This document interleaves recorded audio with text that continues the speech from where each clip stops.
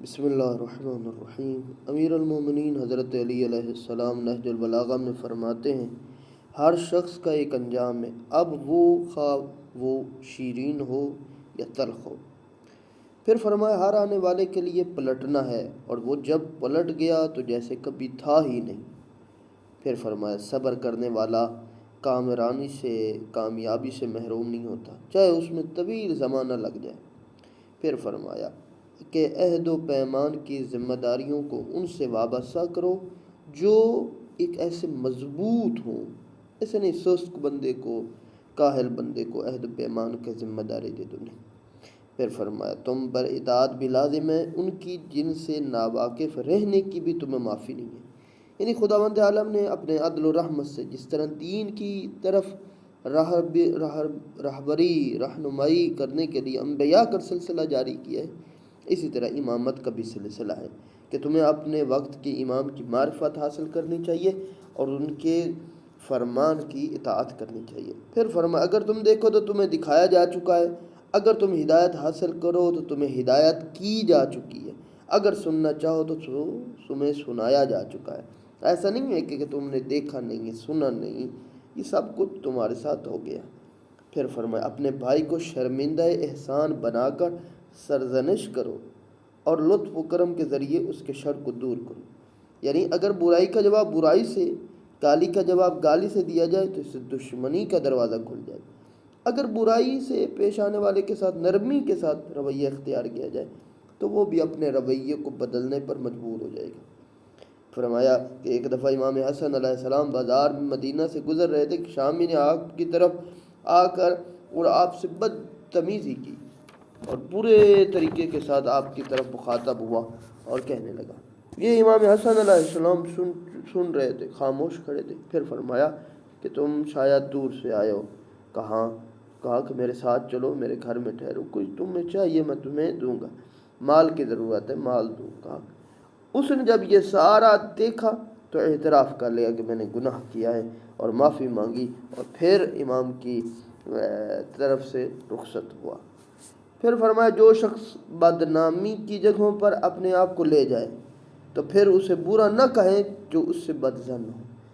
مطلب یہ کہ انسان برائی والی محفل میں جائے اور وہ یہ امید رکھے کہ لوگ مجھے برا نہیں کہیں گے، ایسا نہیں ہے۔ جہاں برائی کی محفل ہے، جہاں گناہ والی محفل ہے، بدنامی والی جگہ ہے، وہاں اگر انسان جائے گا تو اسے بھی اس میں شامل سمجھا جائے گا۔ پھر فرمائے جو اقتدار حاصل کر لیتا ہے جانبداری کرنے ہی لگتا ہے۔ بعض اوقات انسان کسی عہدے پر ہو جاتا ہے، پھر وہ حق اور باطل کے درمیان فیصلہ نہیں کر پاتا۔ فرمایا جو خود رائے سے کام لے گیا وہ تباہ و برباد ہو گیا، اور جو دوسروں سے مشورہ لے گا وہ ان کی عقلوں میں شریک ہو جائے گا۔ اپنے آپ سے خود سے فیصلہ کر لینا یہ صحیح بات نہیں ہے، بلکہ جب آپ عہدہ لیں، ملا ہے یا جہاں کہیں بھی ہوں، دوسروں سے مشورہ لیں۔ ہو سکتا ہے کہ آپ کے ذہن میں جو عمل ہے، جو بات ہے، وہ سامنے والے کے ذہن میں اس سے اچھا مشورہ ہو، تو فرمایا دوسروں سے مشورہ لینا چاہیے۔ فرمایا فقیری سب سے بڑی موت ہے، یہ مانگنا، یہ غربت موت ہے۔ جو ایسے کا حق ادا کرے، جو اس کا حق ادا نہ کرتا ہو تو وہ اس کی پرستش کرتا ہے۔ فرمایا خالق کی معصیت میں کسی مخلوق کی اطاعت نہیں ہے۔ فرمایا خود پسندی ترقی سے مانع ہوتی ہے۔ جو شخص خود پسند ہو جاتا ہے کہ میں ہی سب کچھ ہوں، فرمایا ایسا بندہ وہیں کا وہیں رہ جاتا ہے۔ آخرت کا مرحلہ قریب اور دنیا میں باہمی رقابت کی مدت کم ہے۔ انسان کی زندگی بہت کم ہے، یہ انسان کا لمحات بہت جلدی سے گزر جاتے ہیں۔